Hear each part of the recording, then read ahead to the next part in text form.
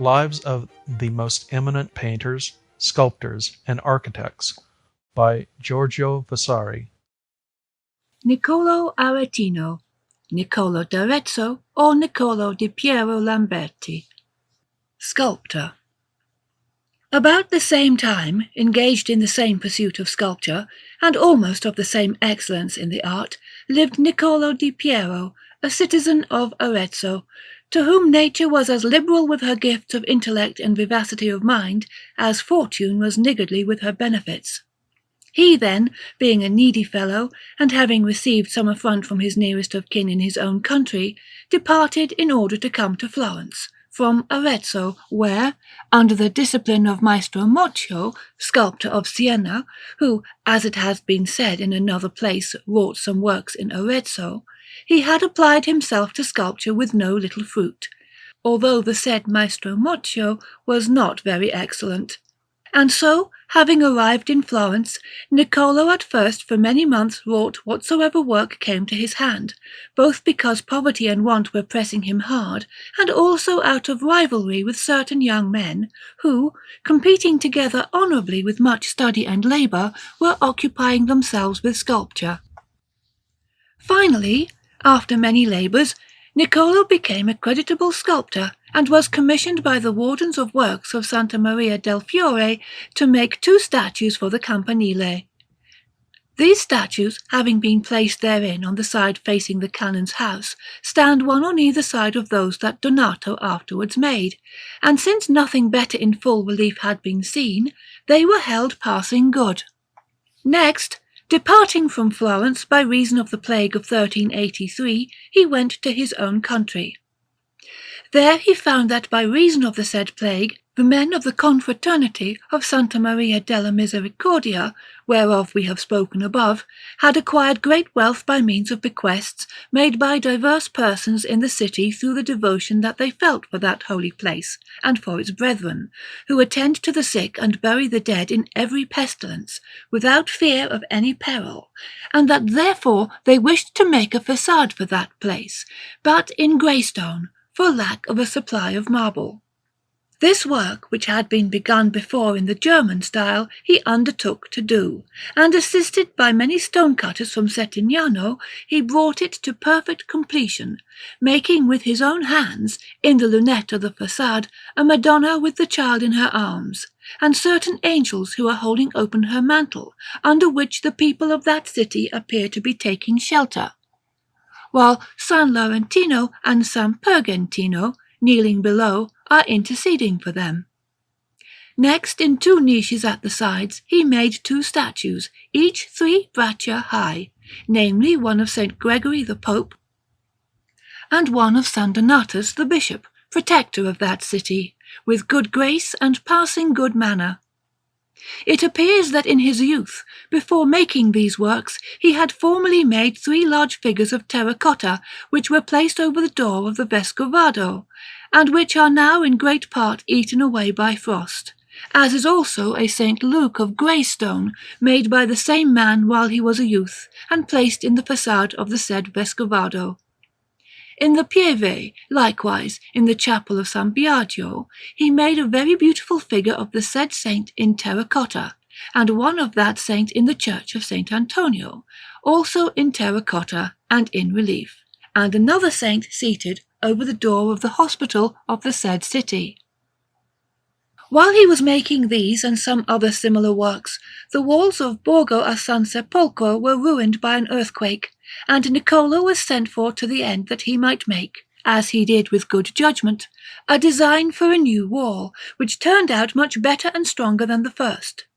And so, continuing to work now in Arezzo and now in the neighbouring places, Niccolo was living very quietly and at his ease in his own country, when war, the capital enemy of the arts, compelled him to leave it, for, after the sons of Piero Saccione had been driven out of the Pietramala and the castle had been destroyed down to its foundations, the city and the district of Arezzo were all in confusion.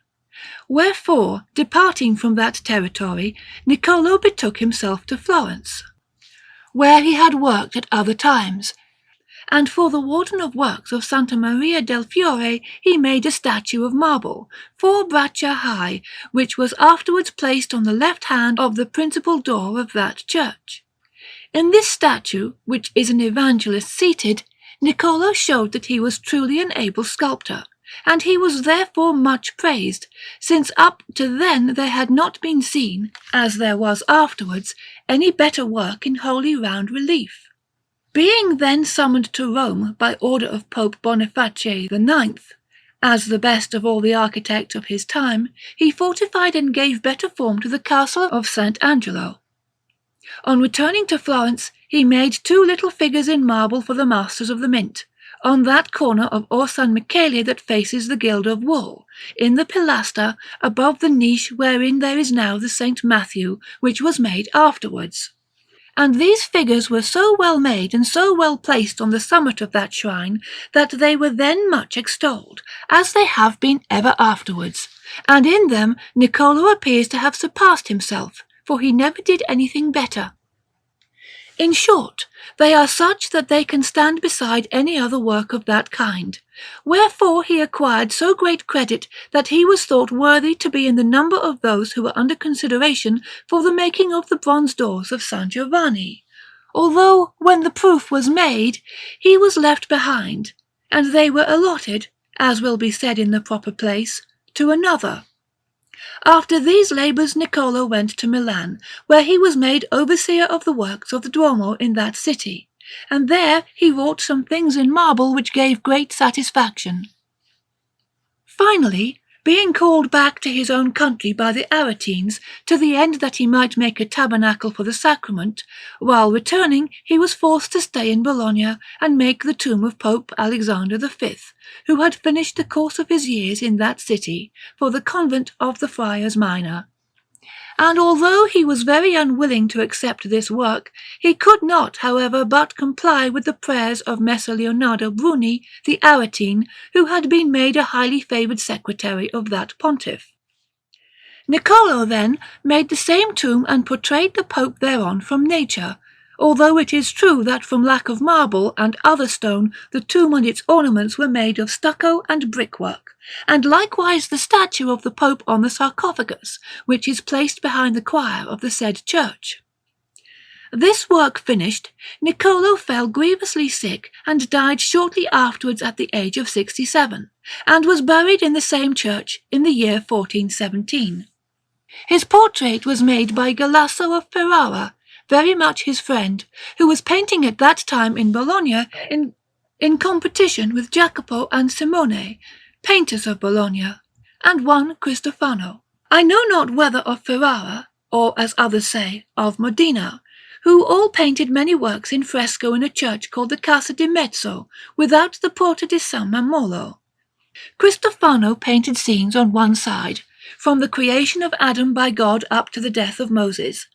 Simone and Jacopo painted 30 scenes, from the birth of Christ up to the Last Supper that he held with the Apostles. And Galasso then painted the Passion, as it is seen from the name of each man written below.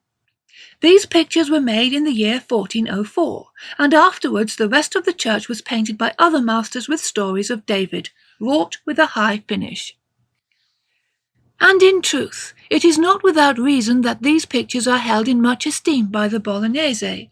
both because for old things they are passing good, and also because the work, having been preserved fresh and vivacious, deserves much praise. Some say that the said Galasso, when very old, painted also in oil, but neither in Ferrara or in any other place have I found any works of his save in fresco. A disciple of Galasso was Cosme, who painted a chapel in San Domenico at Ferrara, and the folding doors that close the organ of the Duomo, and many other works, which are better than the pictures of Galasso his master. Niccolo was a good draughtsman, as it may be seen in our book, wherein there are an Evangelist and 3 heads of horses by his hand, very well drawn.